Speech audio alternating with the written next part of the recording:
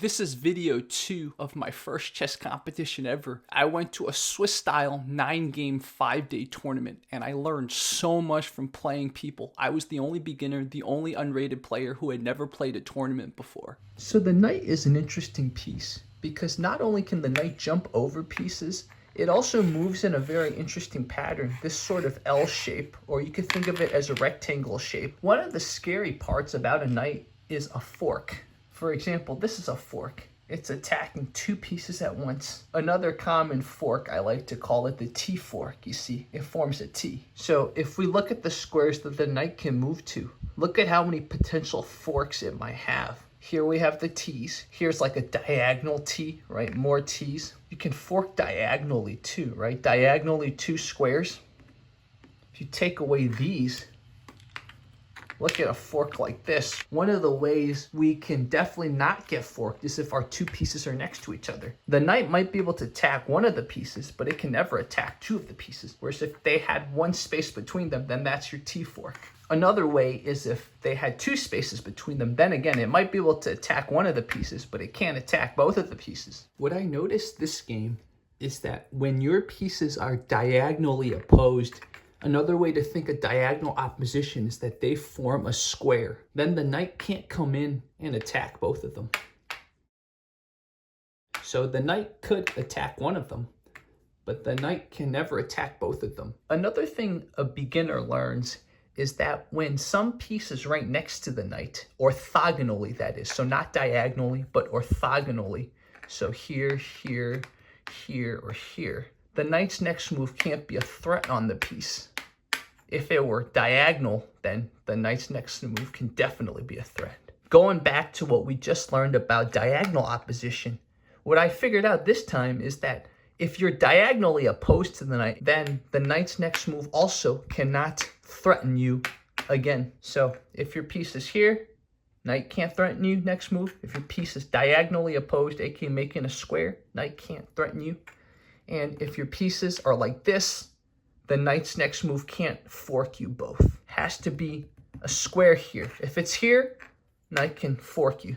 Because of this realization, I never got forked once by a knight. And to my credit, this whole competition, I never got forked by any piece. Queens, bishops, rooks, nothing forked me. So at this point in the game, it's day 2, and I've already talked to a lot of people because I'm there. It's my first tournament. I'm meeting people. I'm having fun. And by then, people know the new guy, the dude who's never done tournaments, won his first game and almost won his second game. People are more wary of me, are doing their research on me. In fact, people were looking up my name, and thank goodness they can't find this chess channel, but they found one of my other channels. They're like, oh, this guy seems to like talk about life and stuff. He doesn't do chess.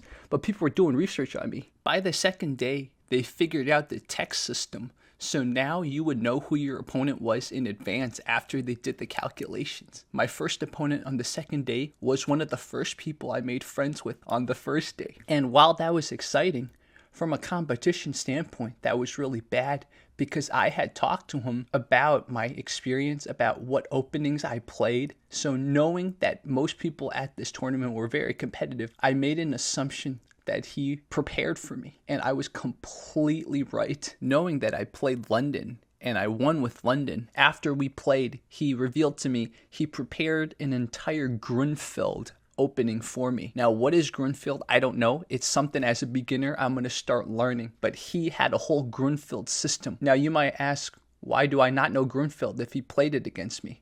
It's because he didn't play it against me. Once I knew it was him, I knew because he did research, I would have to just be random and play something I'm uncomfortable with. So I played the notorious King's Gambit.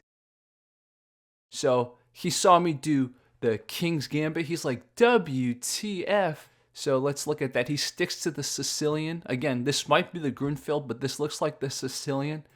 So this was a moment right here. The computer said I should have taken. So let's look at the lines. If I took, what would have happened? If I took, he would have threatened with his queen. I would have. So this is actually a pretty good lesson. Sometimes it's just a hanging pawn. I thought he had a trap. This was the same as the first game. I thought he had a trap. I didn't take a free pawn. So sometimes a free piece is just a free piece.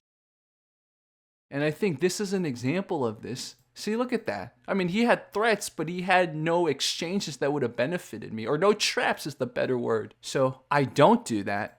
Instead, I let him develop his bishop, so now he's fianchettoed like this. So he's controlling that diagonal. By the way, in case you guys don't know, there's 10 squares diagonally. This diagonal and this diagonal are very powerful diagonals. They're the longest diagonals.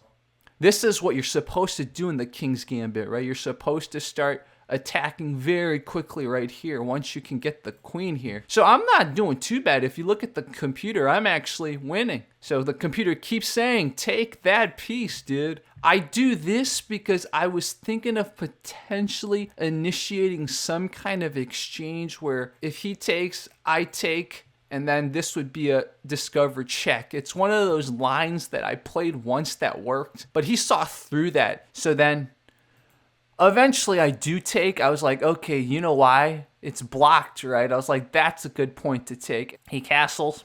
And see, right now, computer still says I'm ahead. And then this was the crucial moment that I messed up dearly. My thinking was, if he takes, I take, and I have a pawn very annoying in his vicinity. My understanding of King's Gambit is you can't lose the initiative. So I basically did not play this correctly. Losing the initiative is different than just giving up a piece for a bad exchange. So this was my blunder. I was like, let's do the exchange. And I never came back from this because the issue is I don't have anything really prepared. I have a queen that could potentially go up here, but the queen can't do anything. And then I do have a rook, but the rook's not aligned correctly yet. And the bishop is protecting this. I didn't have a strategy on how to follow through with this. So this really was not the right thing to do. I can't push this further because of this knight and this pawn. Maybe if I had a better plan. Now you guys can see why this was the wrong thing to do, because I had nothing planned to follow up. The King's Gambit is all about your momentum, and since I had nothing to continue this momentum, that knight was just a free sacrifice. It wasn't worth anything, and so I just gave away a knight. And this is something about the King's Gambit that I'm going to learn more, and this is why most people who play King's Gambit are either really elite players or they just don't play King's Gambit. It's because it's so easy to do the King's Gambit wrong, and at my level, I shouldn't be doing King's Gambit in competition, but I don't regret doing it. I don't know how well I would have played London. Person I played, literally his entire life is about chess. Every position on the board, he has probably 2 or 3 variations memorized. Doesn't mean I can't beat him in a rematch. After all, since I'm making videos like this, you know I'm inspired. At a certain level, I will just avoid the King's Gambit. I mean, when I play people randomly, I will still do it because it teaches me to attack. It teaches me to be aggressive. When you're playing people at a very high level and it's so easy to be punished for mistakes, King's Gambit is probably not the thing to play. After this game was a pretty uneventful positional game that I lost, and there was basically no way I would have won because she had the Gioco Piano Italian opening memorized to a T. She played almost every move by the book, so even with my mind and its analysis and the time, and I would have eventually made a mistake. This is a time to talk about openings. As a beginner, what I'm understanding about openings. Obviously, you got to learn how to play chess. Chess isn't just about memorization, but what I realized about openings and why when I played as white doing London, I did much better, is that openings save you some mental energy in the very beginning. So that way, mid-game, end-game, when usually your mind starts faltering a little, you have the energy and the mental capacity to keep going and thinking. When I played black, a lot of times I would still be doing well, but I would just be so tired in here by the end game that I would make a mistake. But if I had openings that I memorized and could play well as black, then mid-game and end-game, I would have done a lot better because I would have saved a lot of brain power. This is just my preliminary understanding of openings. I know more advanced players that watch my channel or might find this video in the future might have different opinions, and I would welcome you guys to share those opinions.